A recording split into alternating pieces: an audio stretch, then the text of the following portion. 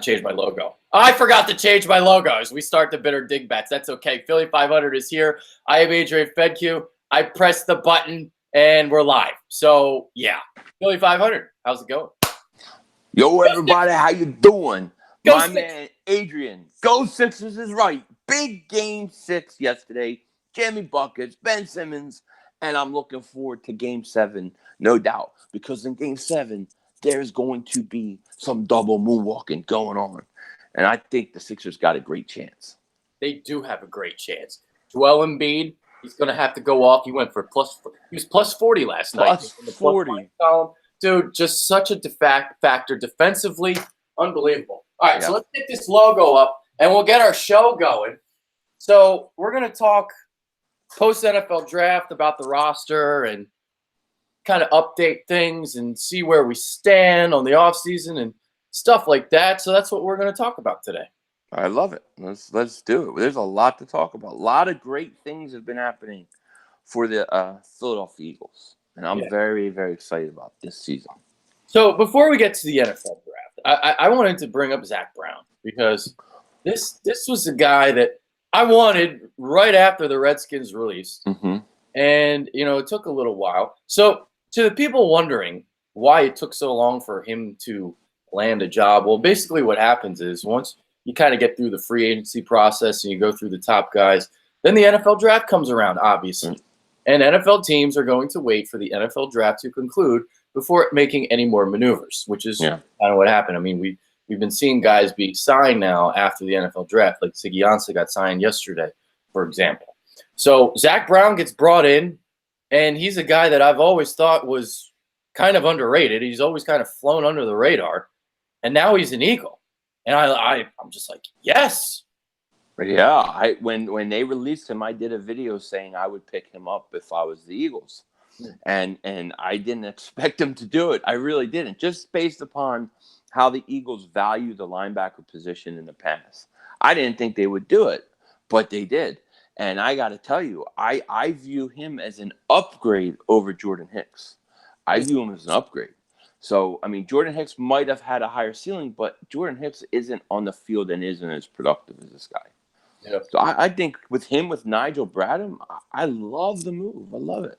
Yeah, he can really defend the run, and then Bradham's great in coverage. So all of a sudden, you sign Zac Brown. All of a sudden, the linebackers look good again because you're playing two guys at a time. And then now all of a sudden, with the depth, you got guys like Kamu Grugier-Hill. You're going to have Malcolm Jenkins slide down there. You got L.J. Fort. So all of a sudden, everything is set at linebacker when, well, before it was like, all right, who's going to start with Bradham? Well, now I don't have to worry about that. No. And I got to tell you, though, I'm excited to see L.J. Fort just from the things that I've heard about him. A lot of Steeler fans said, like, yeah, this guy just needed an opportunity. So it's going to be interesting to see what he is, Yeah, I'm going to temper my expectations with him because I made the mistake with Corey Nelson last year. Well, Corey Nelson let us both down. I heard the same things about him from Broncos fans. Yeah, I know. All he needed was a chance. Well, he got one and he got cut. Yeah. No, I agree. But I think the linebacker core is better than it was a year ago. That's what I think. So I'm excited. I agree.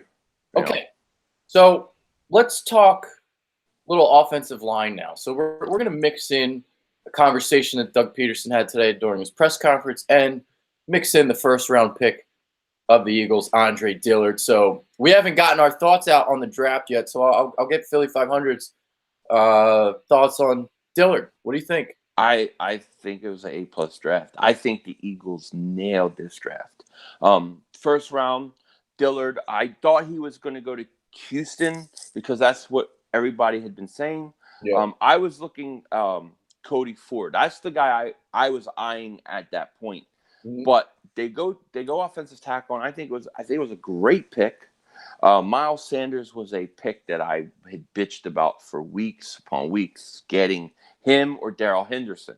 Yeah. So I was very excited about that. Now Whiteside, that's I didn't know anything about him. Like all the receivers I looked at and stuff during draft, I never came up on him at all. But from everything I see of him, I like, I like a lot. And then of course Sharif Miller, defensive end, that didn't surprise me at all. I figured they would go back to the defensive line. That's kind of their bread and butter. And then what? The quarterback. I mean, he looks like a guy maybe that they can develop and get a trade him down the road or something. Yep. So I liked it. Yeah, you kind of talked about it there with Cody Ford and JaJuan Taylor, and those are two guys that I had above Dillard in my tackle rankings, and most draft people did as well. But Dillard goes, and I was fine with the pick because of the lack of depth at tackle in the draft. So if you watch my live reaction video, you probably thought that I hated the pick. I just had a preference of who I wanted. And Right. JaJuan Taylor was projected to be a top 10 pick, and he was on the board. But after the fact, you heard that medicals didn't really check out and that he was a one-contract player and that his knees weren't great. So it's like, okay, all right. So all of a sudden the Dillard pick looks a lot better in hindsight when you actually look at things through that lens. So, so he's going to have a lot of athleticism. And Jeff Stoutland's he's already salivating about him. Yeah. Watch that video. Loves him. Yeah. And he's going to be using him on, those pulls along the boundary. He's going to try and use that athleticism. Now, the thing is, you got to teach him how to run block a little bit. And that's something that they did with Dallas Goedert last year. So, I mean, it's a little bit different with a tackle than a tight end because the blocking scheme is going to be a little different. But because you're going to be moving around, unlike a tight end, you're just kind of pushing people backwards. Jeff Stoutland's one of the best offensive line coaches in the game. Andre Dillard, there's a lot of athleticism. It's hard to turn the corner on him. You basically he cuts that space off. His feet are too quick. They're too light. He's too nimble. Now, the power guys get to him, and he doesn't really have like that thick of a base. So he needs to put on a little weight because like bull rushers are going to get to him. I would be a little bit worried about him going against the Redskins because the Redskins got a lot of beef, and I can see them bull rushing him a little bit. But in terms of the speed rush, which is kind of where the NFL is going, a lot of athleticism now coming off the edge, a lot of these wide nine techniques. So you're kind of looking for that in a tackle, a guy that can really shut the corner down and steer those defensive ends quarterback. Yeah, well, and I like the fact that he also gets to learn under Jason Peters. Yes. I mean, that's always a big thing, and he's probably not going to be on the field right away. So, I mean, I liked the pick. I definitely liked it. Yeah. So, Myles Sanders, you referenced him. He was my number one running back. He was my number 2, and it was by like a hair. I had Darrell Henderson slightly above, only because of the explosiveness that Darrell Henderson has.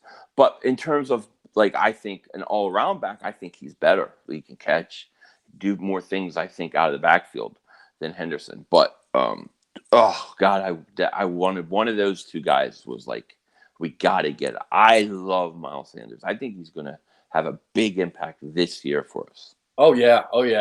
His ability to press the line of scrimmage, get through the hole, and then jump cut. His jump cut is nasty. Nasty, yes.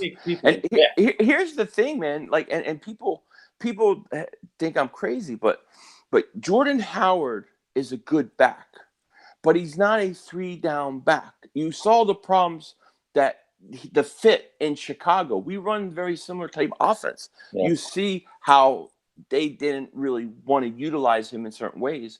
They went more to Tariq Cohen. I think when Myles Sanders, like week 8, week 9, I think he's your featured back. I really think you'll see more Myles Sanders than Jordan Howard. And that's not a knock on Howard. It's just that the Sanders can be a 3-down back, in my opinion. No, I really believe that. I agree. No, absolutely. And it might even happen sooner because, to be honest, I mean, you know that I'm not really the biggest Jordan Howard guy. Right. So I would be all for that. Myles Sanders does. And in this class of offensive draft picks, there is a chance he could win Rookie of the Year if he's on the field early. I really believe that. Very true. Absolutely. I'm trying to think what else I wanted to say about it. I forget. Sorry. That's what I wanted to say. Okay, so like coming into the NFL draft, I was kind of talking about next year's class and how it was great and how there's all running backs. Well, to get Myles Sanders at 53, you take him at 53. Yeah. He was there, and I didn't think he was going to be there. And then to get into the J.J. Arcega-Whiteside pick, now, like you were talking about it, you didn't even really know who he was. He's a 50-50 guy. He's an all-Sean. And the thing that you're looking at with him is the situational football with the red zone. So this is where the game is going. You got to have a top-notch red zone offense, top-notch red zone defense. Obviously, the Eagles have both. Because when they won the Super Bowl, they were number one ranked red zone defense and the number one red zone offense. Right. So you got 4 guys now. You drafted Dallas Goedert last year. You drafted J.J. Arcega-Whiteside this year. So you're going to see sets, man, and where you're going to have J.J. out there, Goddard out there, Ertz out there, and then Alshon. And you just take advantage of the mismatch. Whoever is the smallest defender, that's who you throw the ball to. And you just jump balls into the end zone. And I love it. That's what you're going to get. He boxes you out. Both of his parents played basketball.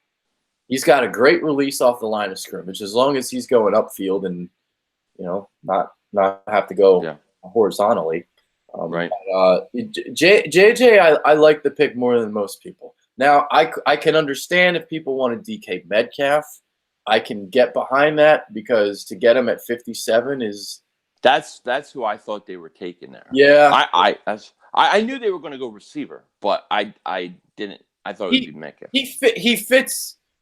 He would have fit better because of what he is. Right. He complemented Alshon better. That's the right. Right. He complemented Alshon better. Now we'll see if he actually turns into something. Seattle is hyping him up right now. Well, they got him. They cutting everything. They're hyping him up. They're saying, "Oh my God, he's the real deal." But this is that time of year, that mini camp. Running those shorts, and everybody's like, "Oh, right. God." Oh, you know that's the case. Yes, look at the Giants season. It is Fruit Loop season. So, and the Giants are the fruitiest of all loops. Yeah, because they're doing videos about how great Daniel Jones looked. Daniel Marino Jones, he stinks. Come on, come on. They know it's ridiculous. I don't know if you got a chance to see my video. I ran into a Giants fan after the draft, some girl, and she was like so embarrassed that she was a Giants fan. She was like, "I'm not a Giants fan. I'm not a Giants fan." No, dude, we're like in an alternate reality. Like I remember growing up when that was us, and the Giants were the team of stability and of quarterbacks. Now the roles are reversed, dude. They're freaking out on camera and whatever, and we're all chilling, relaxing. It's great. Well, I love this. Like next year's the great quarterback class. They're going to be bad this year, but they go get Daniel Jones. Okay, if that's what you wanted to do. They're going to win the last game of the season because the Eagles are going to be sitting everybody, and it's going to take them out of a chance to get a real franchise quarterback. They're going to stink for 10 years, dude. They're going to stink. There's going to be a lot of stinkage in E3 out. A lot of stinkage. I feel bad for Barkley. They're going to waste his whole rookie contract. They should trade him. Trade him. They should. But they're not going to. No. They're Jesus. It's a Minnesota Vikings situation where you have Adrian Peterson, who always gets you 6 or 7 wins, but you never get a quarterback that could take you to that next level. That's what I see the Giants being. At best. Daniel Jones, number 6 overall. You got to be kidding me. All right, so let's kind of talk about some of the things that Doug Peterson was talking about today during his press conference. Right. Cross-training some offensive linemen, which is going to be important, obviously, because Brandon Brooks is hurt. And I guess Pryor's going to fill in. We don't know when he's going to come back. Now, some people said he's going to be back by the beginning of the season. I thought it was going to be a lot later than that. But I I mean, would we'll think see. you're talking Brooks, right? Yeah, I'm thinking Yeah, I October, would like think November, right? I would think like 6 to 8 games into this season. That's what I would think too. So you're going to probably have Pryor at that right guard position, but there's a hole on that left guard spot, and I think that the left guard position is the weakest spot on this roster. So if we could cross train some of these guys and get somebody in the left guard that can play it, I think it'd be huge. I think cross training these guys is huge. Yeah. They obviously have a lot of faith in Sayamalu since they paid him. And they also gave him that starting job last year. So They did, and I didn't think he was that great, to be honest with you. I really didn't. I'm with you. I'm not a big Sayamalu guy. No, and you know, look, they've talked when Peters was signed. They talked about possibly him moving to left guard at some point because it would add years to his career. Now I don't know that they're going to do that this year, but they're going to cross train Big V, who plays left right tackle. If he can play guard, which he may be able to, and they're talking about Jordan Mailata, our man Jordan Mailata, getting a shot to play guard. Yeah, I love it. I think the guy can play anything. I mean, I think preseason, if it was me, one preseason game, I'd just let him play running back for the whole game, just to see how he does. I would do it. Play it right. Why not? Yeah, why not? We'll see about the cross training because like guys that are a little bit bigger, because I think Big V is like 6'7" or whatever. Yeah. Trying to play him at guard, you kind of sometimes right. Yeah, you lose that leverage when you're down there. You got a bit more power and girth. So yeah. I don't know how it would work for some of those guys. Man, if Pryor's their starting right guard, yeah. That's what I mean. Yeah, I mean Brooks it's going to be a while. So yeah. I don't know. I mean, if he's back even after he comes back, it's going to be even a while after that. Yeah, I think it's going to take a while. But I'm all for cross-training these guys. I really like that idea. Yeah. You know, I mean, we'll see what happens. So besides, like, the guard spots, and it's not even really that much of a weakness for the Eagles because if Brandon Brooks comes back and he's healthy, all of a sudden you're kind of fine on the offensive line. Right. Where are the weaknesses on this roster at the moment? Is there any? Are there any? I mean, the only thing I can say, and I really can't even say this, but I think they're better at linebacker. If we look at the secondary and getting guys healthy back and getting guys, you know, with another year in their belt, they should be better.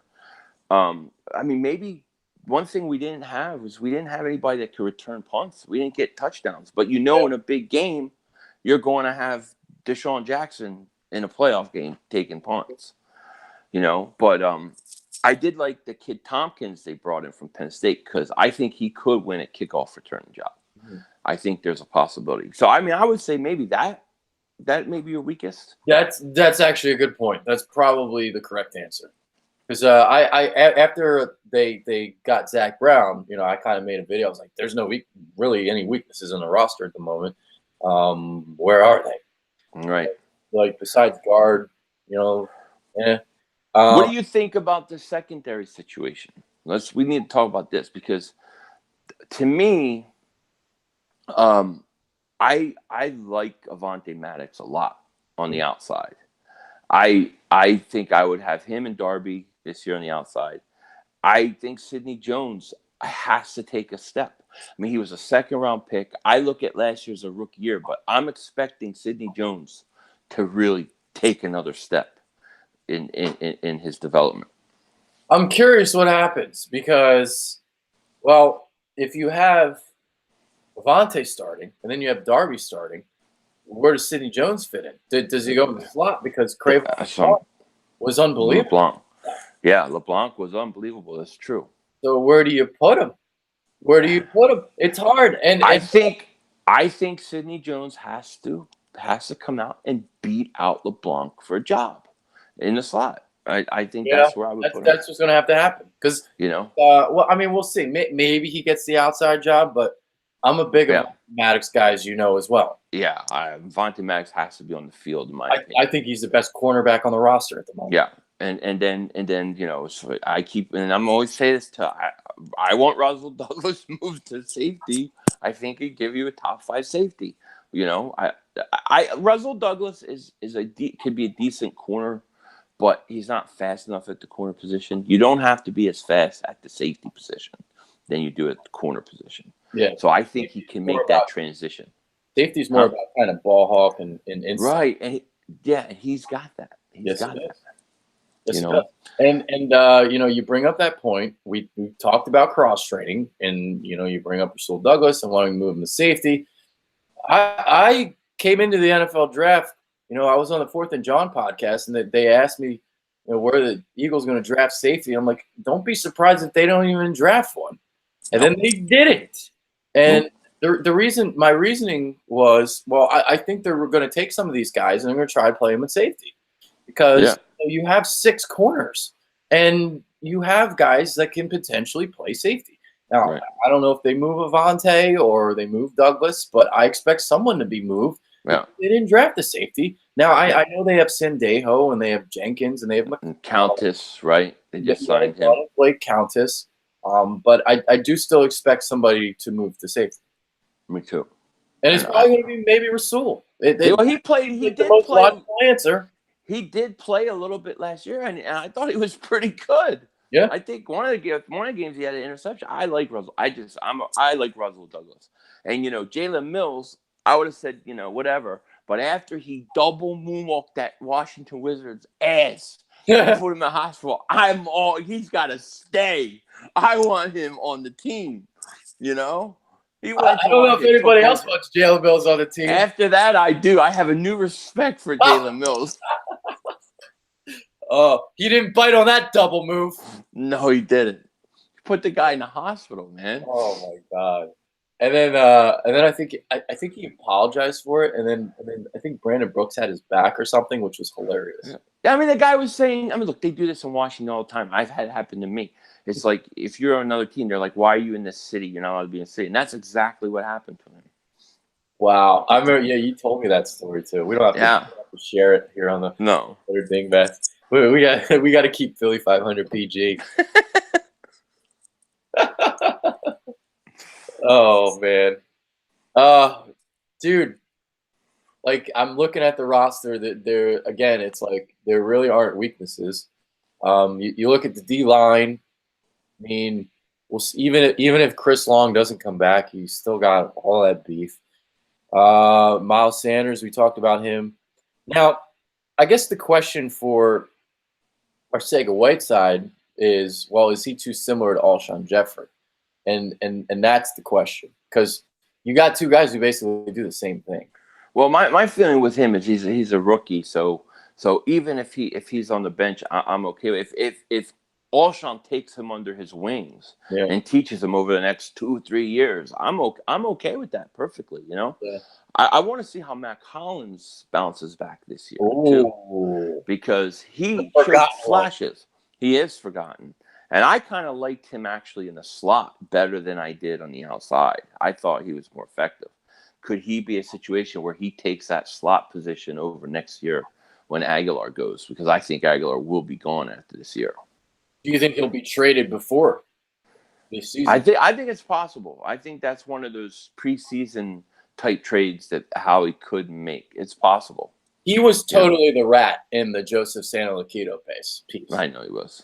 He was the rat. I found out he was the rat when I heard more about there was an incident after the Saints game. And how somebody was bitching about not getting the ball. I don't think Aguilar had like a target in that game. And we know he's a little bit mentally unstable. So I think it was him. Now, apparently he's been alluding to the fact that he wants out through his Twitter. I don't know. I haven't followed his Twitter. I don't even follow my Twitter. But yeah, I mean, like, look, if you want to trade him, okay, but you don't have a slot guy all of a sudden. So, you know, you're kind of put in a precarious position if you do get rid of him. You save money, sure, but what are you going to spend the money on except for Carson Wentz's new deal? Yeah, I mean, I don't know that they'll trade him this year, but I don't think they'll resign him. And I don't think he's worth $9 million, by the way. No, he's not. No. You know, Not. I did like Matt Collins. I think Matt Collins could play that slot. I do. But he didn't play a whole year last year. That's the problem. Mm-hmm. So, if he was in his third year, I would say, all right, maybe give him. I liked Hollins I thought Hollins' rookie year was more effective in the slot than he was on the outside.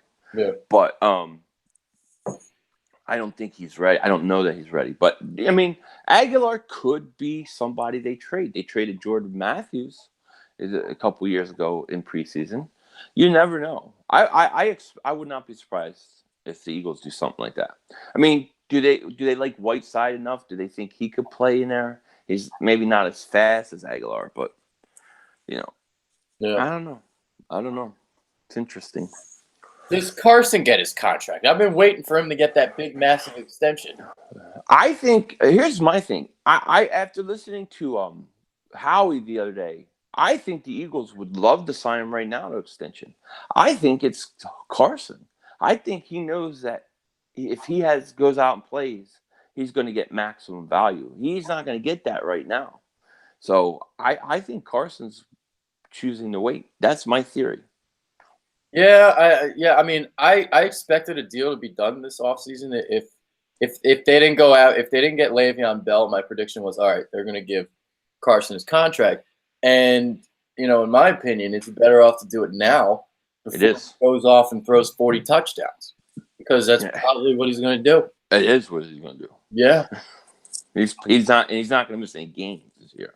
No. So actually, I won't go that far with my prediction. So let me go knock on wood. I won't say he won't miss a game. Maybe he'll miss one. Well, yeah, the week 17 versus the There Giants. you go.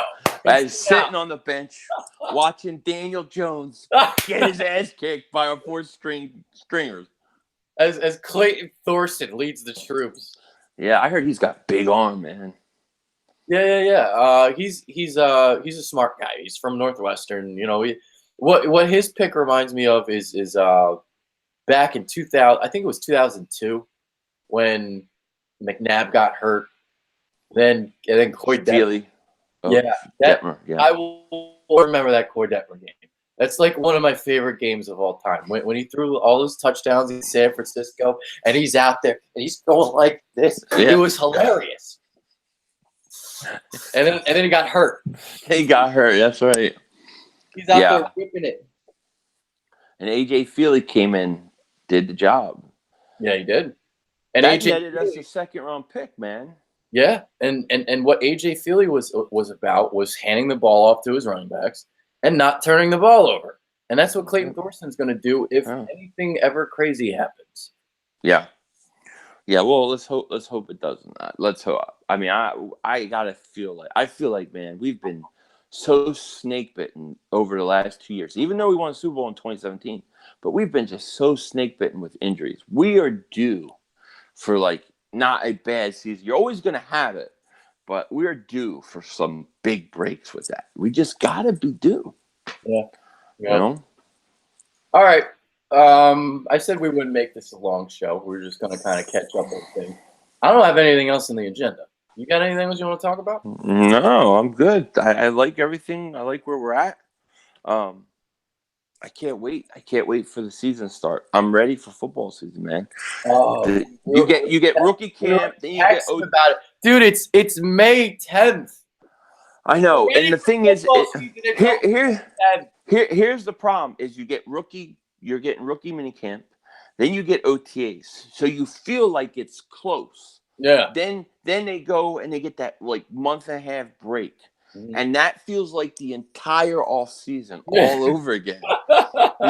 Before training camp, we're still far away. OTAs and minicamp are a very dangerous time for Eagles fans. They are. Because they suck up all that information on social media, and oh my God, they look so good running in those gym shorts. Yeah, I know, and I fall for it every year.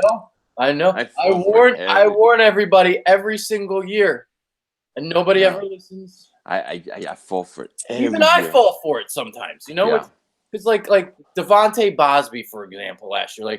Right. Oh my God, the Eagles found themselves something in Devontae Bosby. Yeah. Oh my Yeah. God. And then he I know. stunk. He stunk. I know. It's true. It's true. You just don't know. But man, every once in a while, there's just one guy. They'll be like, "This guy's gonna be good," and he is actually good. He's it. No, not You know, the other guys, but this one. like I remember when Deshaun came out his rookie year, and they were talking about rookie mini camps and OTAs, and this guy's the real deal. And it was like, okay, you wait, first preseason game, you're like, yeah, this guy is the real deal. There's no doubt. He was the best receiver first preseason game on that team. Yep. This is why I call it Fruit Loop season. It is. Kool-Aid season. I'll tell you, we're eating it up, baby. Nobody's eating more Fruit Loops than the Giants this year, though. I'm telling you right now. With Daniel Jones, it's already happening, dude. It's already happening. Daniel Jones. Daniel Jones stinks. Oh, I can't believe they passed on a quarterback last year. Just to get Daniel Jones. I love what Gettleman's doing, dude. I say sign him to a lifetime extension. God. He's literally trying to rebuild and win now at the same time, and that's absolutely not what he's going to do. No, all you have to do is ask the Flyers about that. It don't work, dude. It don't work. Oh my God! All right. Final thoughts. Is there anything else? I think we're pretty much done here. We're done. Let's go. Let's go Sixers game 7. Yeah, we can talk about Sixers. Game 7, dude. I think they're gonna win. I do too. I think they're gonna win. It's what I saw from JoJo, the energy from JoJo. So the 2 games that he didn't play, they were -5. Well, he didn't play. I shouldn't say that. He played. He played ineffectively. So the 2 games that he was sick. So sorry, I misspoke. 2 games he was sick. -5 on the offensive. Man, now I'm just misspeaking everywhere. -5 on the defensive glass, or just the rebounds. Right. I'm fucking up right now. But -5 on the rebounding advantage. They were 52-34 yesterday on the rebounds. They were +33 games 1 through 3. So a healthy Joel Embiid, a more energetic Joel Embiid, is helping out with the rebounding. He's helping out with the defense. Even though the offensive game is still kind of coming around, he's bringing it on the defensive end and the rebounding, and that's why he was +40 in the plus 40. +40 when he didn't even have like a great offensive night. No. They're gonna win. Either way, I because before the series I said Raptors in 7, and now I'm picking the Sixers. So either way, I win. Yeah, I agree. What you got? What you thinking about the game? I think I think he's got to have a big game. I think Ben Simmons has got to play like he played. Yes, but I think it's all about Jimmy Butler, dude. When Jimmy Butler, when things need to change, when you need to cool off Toronto, when you need to calm the team down, I'm putting the ball in Jimmy Butler's hands. Jimmy Butler to me is the only reason we're in the series. The adult in the room. I love that guy, dude. I love him. Same. And I think that if you can get to the fourth quarter, you're in this game. JoJo's playing good, and Jimmy Butler, if he tacks the net early in the fourth, and he's the assassin Jimmy Butler, we're winning this series. I have no doubt about it. There it is. All right, that's Philly 500. I am Adrian Fecchio. We're out of here. Go Sixers and go Birds. Peace. There you go. Peace.